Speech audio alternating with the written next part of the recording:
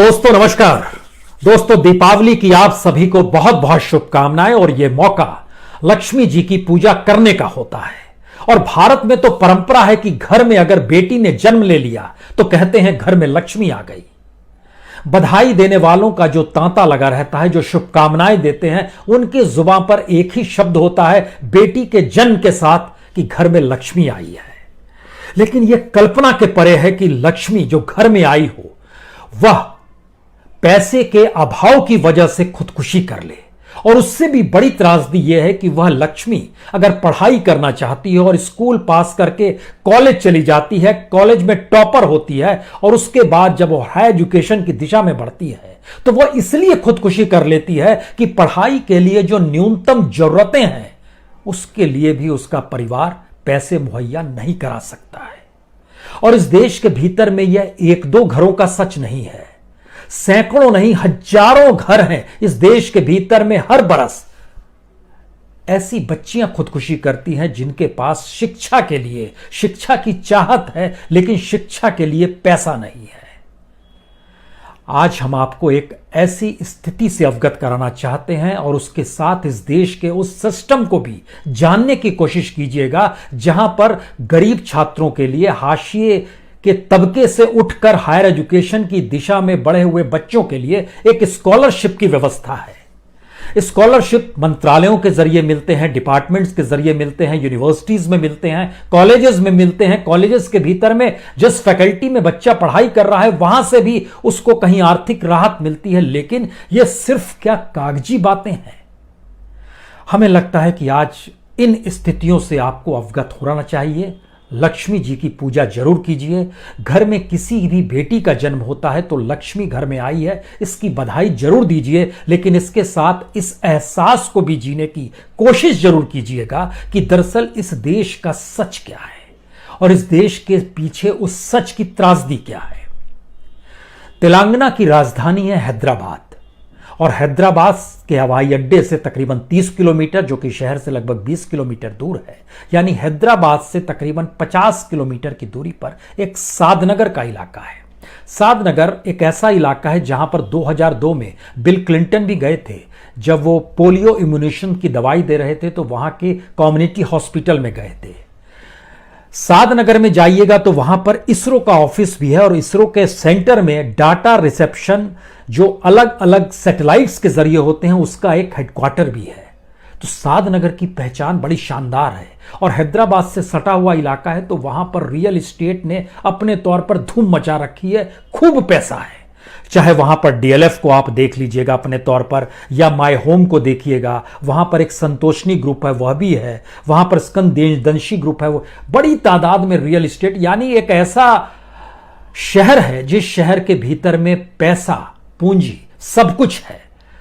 उस शहर के भीतर में एक मोटरसाइकिल मैकेनिक और मोटरसाइकिल मैकेनिक की पत्नी सिलाई मशीन करने वाली, उस पिता का नाम है श्रीनिवास रेड्डी, मां का नाम है सुमति। उनकी दो बेटियां हैं। एक बेटी का नाम है ऐश्वर्या, दूसरी बेटी का नाम है वैष्णवी। वैष्णवी की उम्र 16 साल। घर में पैसा नहीं तो 7वीं के बाद से उसकी पढ़ाई रोक दी गई। और बड़ी बेटी पढ़ाई में टॉपर है। टॉपर भी इस हद तक कि जब वो 12वीं की परीक्षा दे रही थी तो उस इलाके में जो इंटरमीडिएट का जो सबसे शानदार कॉलेज है, विज्ञान जूनियर कॉलेज, उसकी वो टॉपर, 98.5% उसको नंबर आते हैं।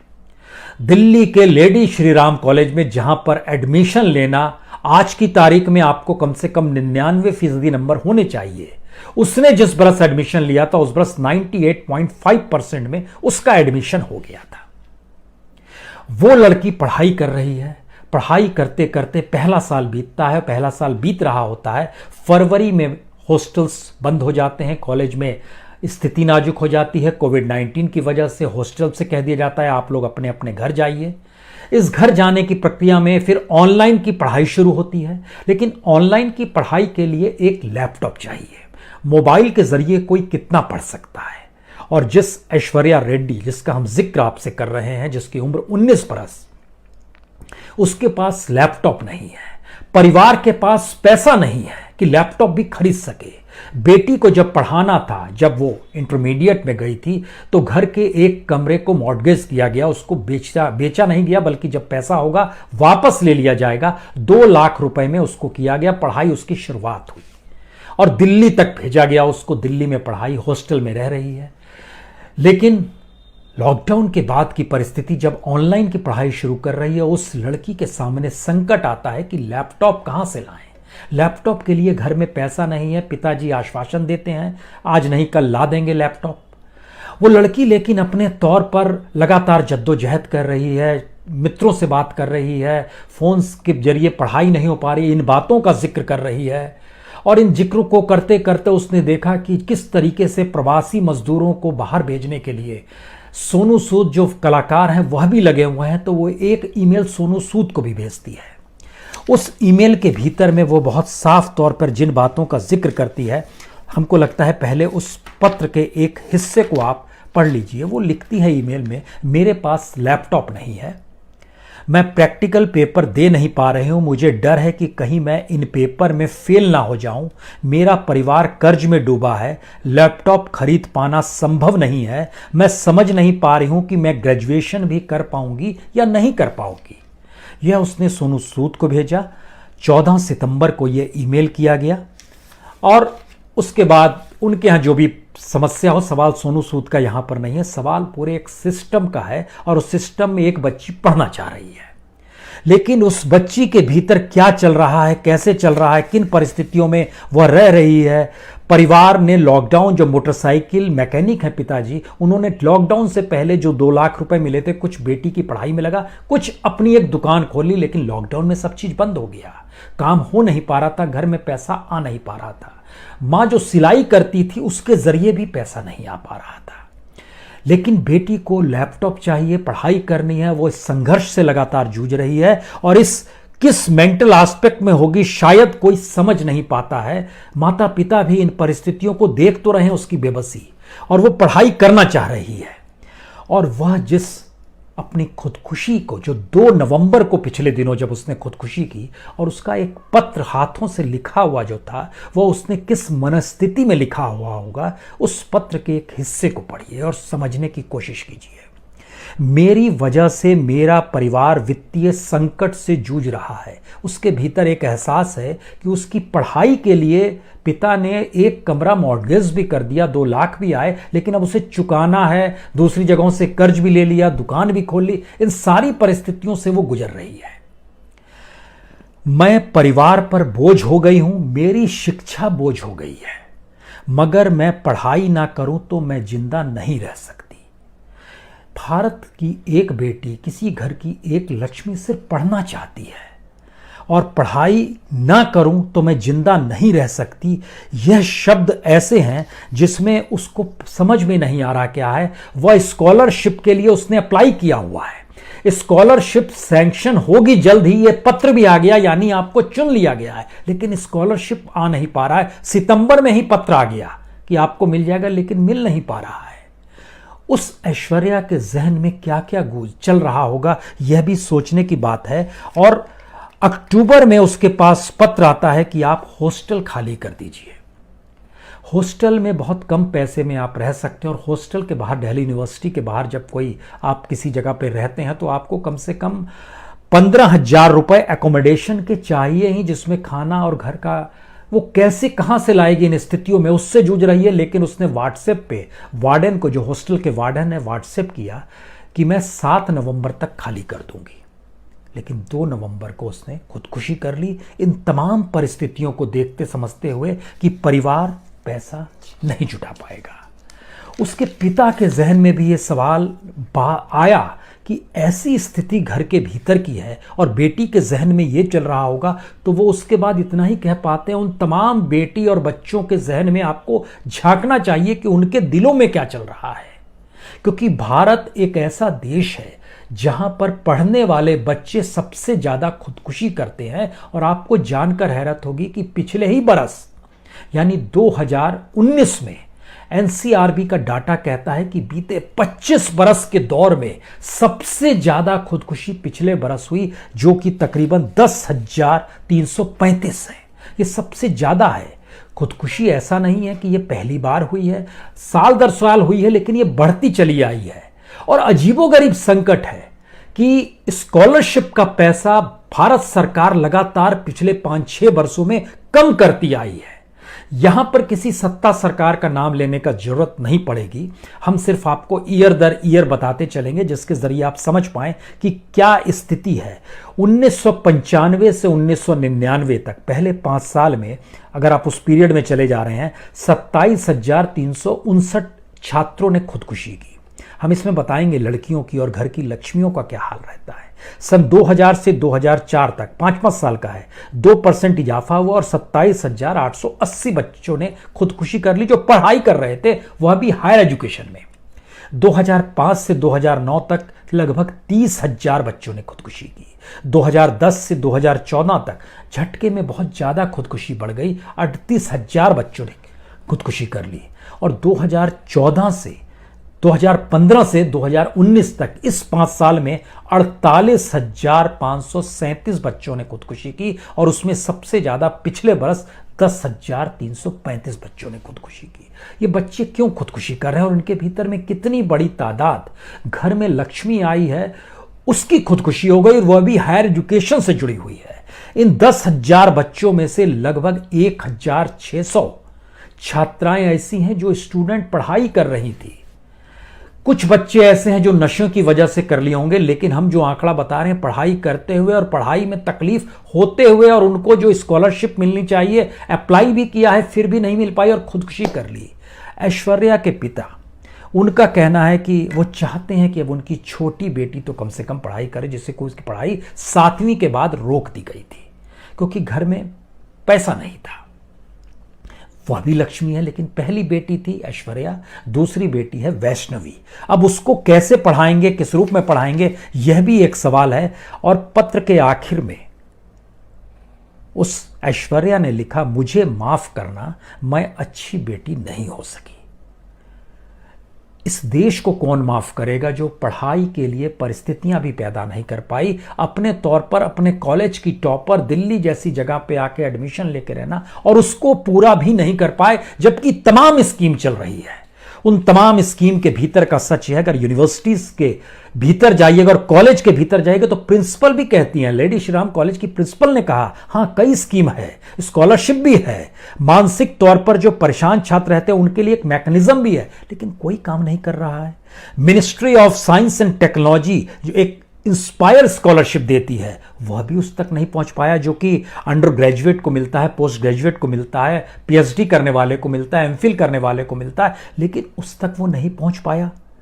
जो स्कॉलरशिप का पत्र है वो दिल्ली यूनिवर्सिटी की तरफ से 6 अगस्त 2020 को उसको लेटर मिला था कि आपको जो है सेलेक्ट कर लिया गया है हायर एजुकेशन की स्कॉलरशिप के लिए, और एनुअली फंड जो होता है वह तकरीबन 80,000 का होता है, वह आपके बैंक अकाउंट में आ जाएगा। और लेकिन वो आया नहीं। आधार कार्ड चाहिए, उसमें तमाम डॉक्यूमेंट। जो पता किया गया कि दरअसल इसमें देरी क्यों होती है तो पता चला कुछ टेक्निकलिटीज है। टेक्निकलिटीज भी किसी की खुदकुशी की वजह हो जाए, उसमें आपको सारे अपलोड करने पड़ते हैं डॉक्यूमेंट्स। पहले अगर आपने रकम ली है तो उनका यूटिलाइजेशन ठीक तरह हुआ, ये आपको करना पड़ता है। लेकिन 45 दिन में पैसा मिल जाना चाहिए, और 6 अगस्त के बाद अगर आप 45 दिन जोड़ते हैं तो वह 2 नवंबर तक नहीं पहुंचता है।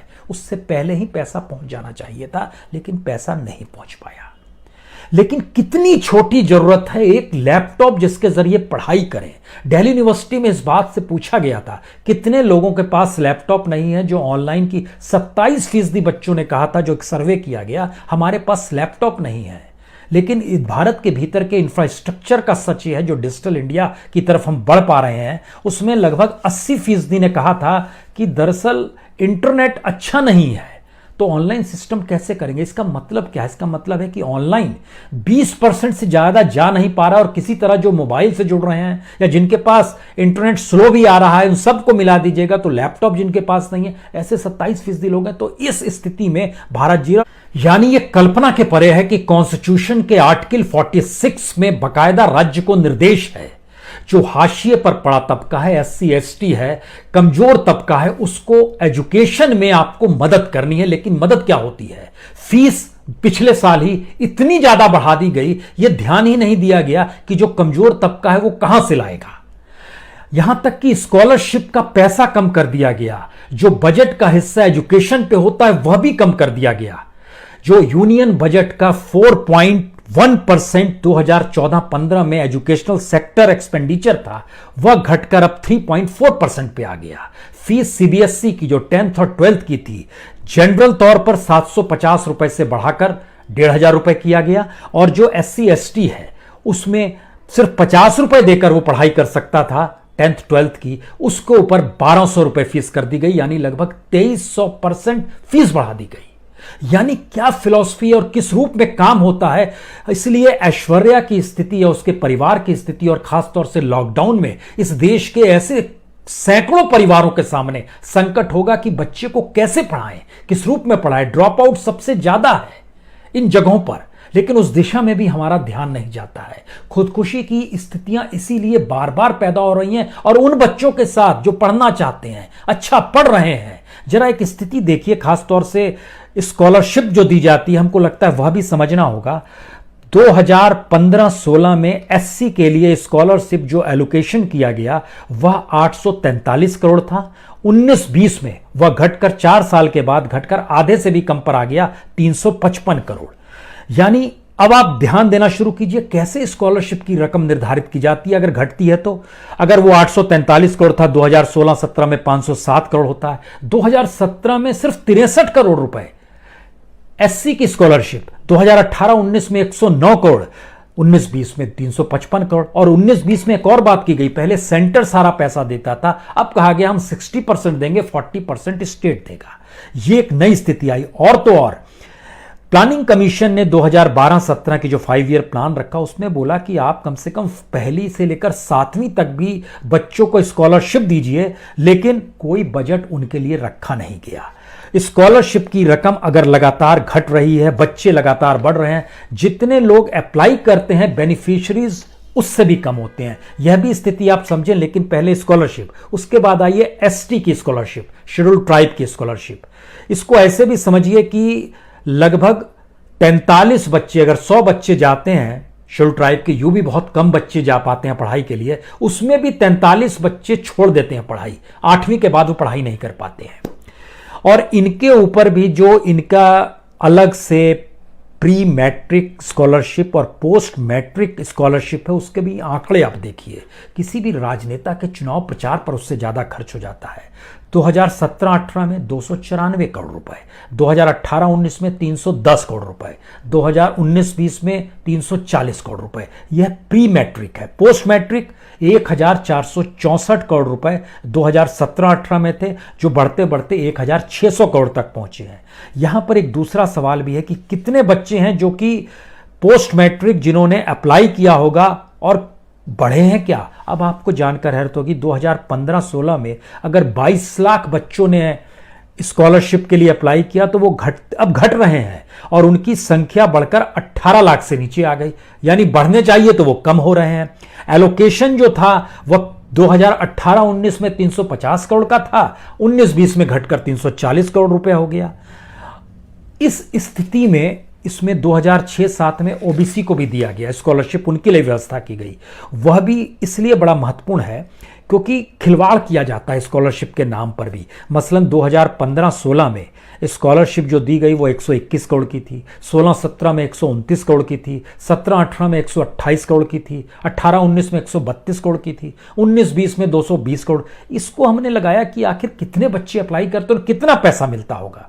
इसको जब हमने देखा 2015-16 में 3,40,000 बच्चों ने स्कॉलरशिप के लिए अप्लाई किया, और 2015-16 में 2,40,00,000 रुपए सरकार के बजट में एलोकेट किया गया। अगर बांटिएगा तो हर के हिस्से में सिर्फ 70 रुपए 58 पैसे आएंगे।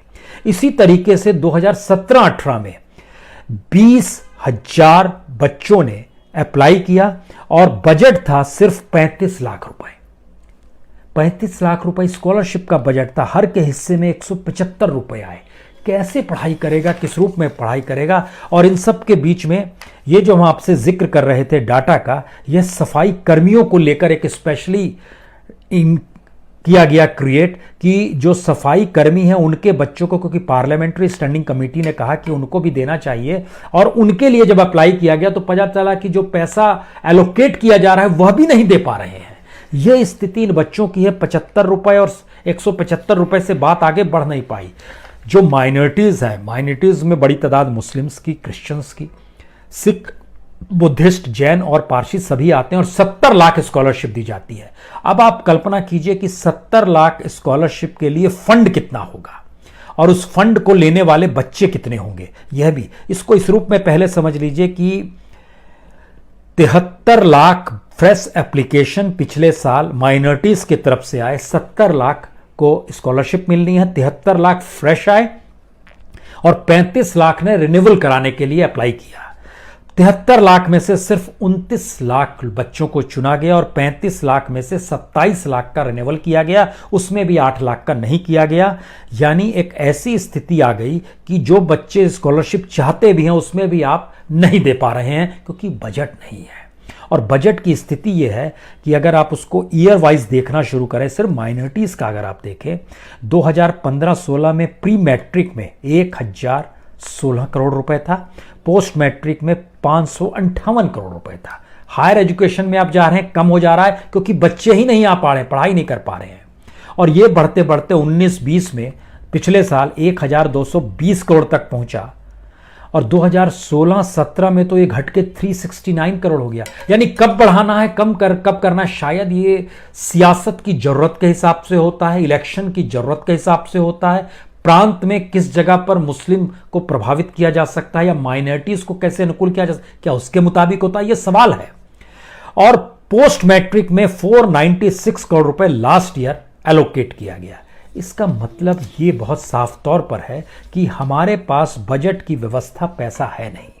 और जब हम लड़कियों पर आखिर में दोबारा आए तो 2-3 चीजें जाननी चाहिए। इस देश के टॉप मोस्ट इंस्टीट्यूट्स जो हैं, जैसे इंडियन इंस्टीट्यूट ऑफ मैनेजमेंट, उसमें 19 है देश भर के भीतर, 25% लड़कियां पढ़ती हैं।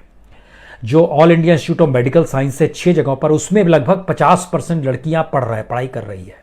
21 आईआईटी के भीतर में लगभग 22% लड़कियां पढ़ाई कर रही है। जेएनयू जैसी जगह में 51% लड़कियां पढ़ाई कर रही है। कलकत्ता यूनिवर्सिटी में 56% कर रही है। मणिपाल में जो यूनिवर्सिटी है उसमें 79% कर रही है।